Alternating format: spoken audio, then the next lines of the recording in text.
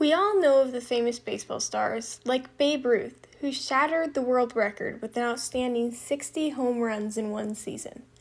Joe DiMaggio, who some think of as the best baseball star to have ever lived, with his many batting records and swiftness on the field. And even barrier breaker Jackie Robinson, who was the first black baseball player to play Major League. However, in the 1940s and 50s, during World War II, Dottie Schroeder, who played 12 years of competitive ball, pitcher Gene Fott, who won Player of the Year 2 different years, and hitter Joanne Weaver, who had a .429 batting average, were the baseball all-stars competing for the fans' love and attention. And the one thing these players all had in common? The All-American Girls Professional Baseball League.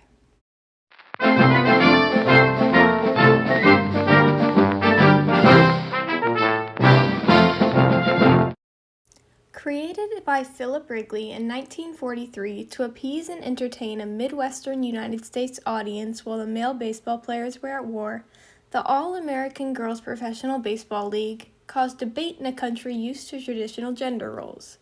Many conservative Americans tried to prevent Wrigley from starting the league, arguing that baseball was unfeminine, unladylike, and inappropriate for women to play. Wrigley diplomatically resolved this debate by enforcing a strict code of beauty requirements and ladylike behavior for all of his players, which was an unfair but successful step towards women's equality in sports. When the United States officially entered World War II in 1941, they needed all the soldiers that they could get. This meant drafting many young, healthy men to serve for the U.S. Some of these men were professional baseball players. It was estimated that about 500 major league and 2,000 minor league players served in the war, meaning that they were not home to play baseball. The league owners knew that this was an issue because without baseball players, there was no baseball, and without baseball, the league received no profit. Philip Wrigley, the Chicago Cubs owner at the time, came up with an idea: women's baseball. Most people believed that baseball should continue even during the war, including President Franklin Roosevelt, who said, "Baseball is important for Americans, especially now. Times are tough, and we need something to cheer about." There were some people who supported Wrigley and wanted a league to be established to give women a chance to play the sport. They said that if women could run factories, drive trucks, repair airplanes, and work on farms like men, then they could also play baseball like men. They felt that people like Rosie the Riveter had proven that women could do anything that they put their minds to. However, not everyone agreed with Wrigley's proposal to have women be the ones to continue the sport. Many were against it. These people ranged from other baseball league and team owners, to spectators, to the players' husbands, or even other women in the community. While some of these people argued that women did not have the skill to play baseball and the appeal to draw fans and earn a profit for the league, others argued that letting women play baseball would take away from their femininity and the aspects that made them a woman. One of these opposers, sports journalist A.S. Doc Young, gave his opinion, saying, "Girls should be run out of men's baseball on a softly padded rail for both their own good and the good of the game. They just aren't cut out for the game of baseball." Wrigley realized that families and respectable fans would not attend any of his women's ball games if his players looked and acted like the men did. Therefore, he decided to implement strict beauty requirements to the players in the league. He started to put the league together by drafting girls from all over the US and Canada to try out for a spot in his league, which he named the All-American Girls Professional Baseball League, or the AAGPBL for short. He then put the girls onto the first original 4 teams located around the Midwestern U.S., the South Bend Blue Sox, the Rockford Peaches, the Racine Bells, and the Kenosha Comets, giving each team a ladylike name. Next, Wrigley had the women's uniforms made very different from men's, with a skirt at the bottom. These outfits provided challenges for playing the sport, especially when trying to slide and steal a base, as it provided the women with many bruises and scratches. The women were also required to wear makeup and keep their hair neat and styled while playing the game, to make them look attractive. In addition, the women were told to act as women of the time would by being kind and respectful, having good sportsmanship, and conducting themselves with good manners.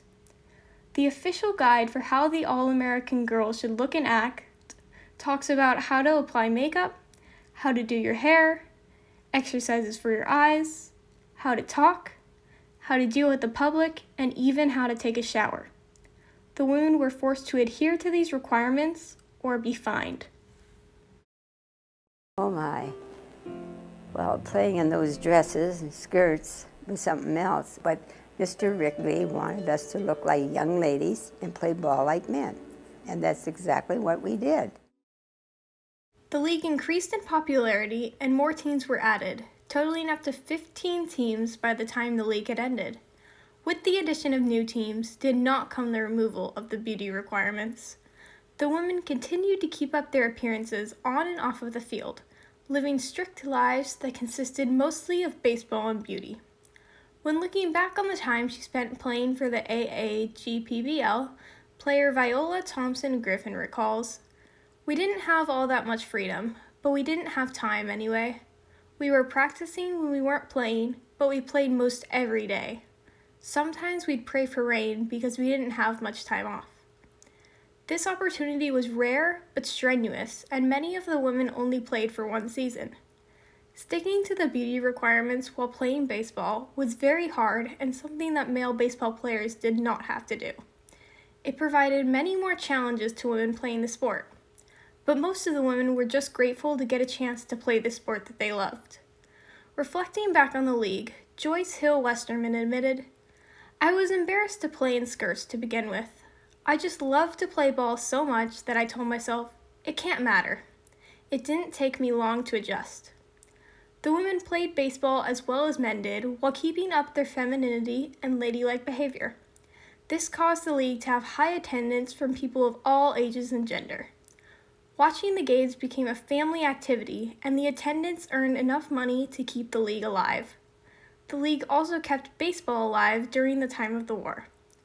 Wrigley and other league owners used women's femininity and their ability to play baseball in newspaper articles and news clips to try to attract more fans to the women's games.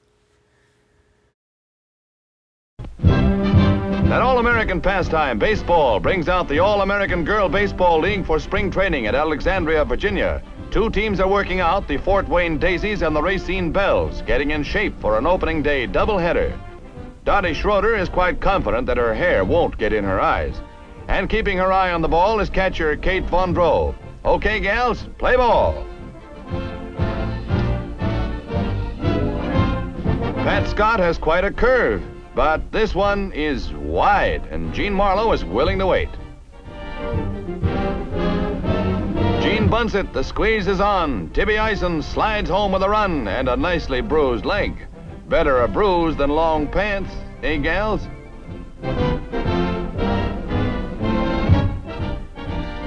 Joe Weaver hits the long ball, almost out of the ballpark. Boy, that clears the base paths.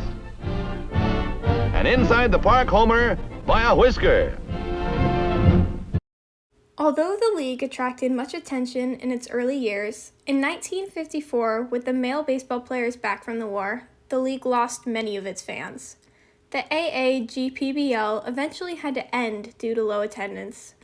Despite its end, the 11 years of the league proved that women could play sports as successfully as men could. It also showed that they could earn the leagues they played in enough money to support themselves. This consequently caused more women's sports leagues to open in the future.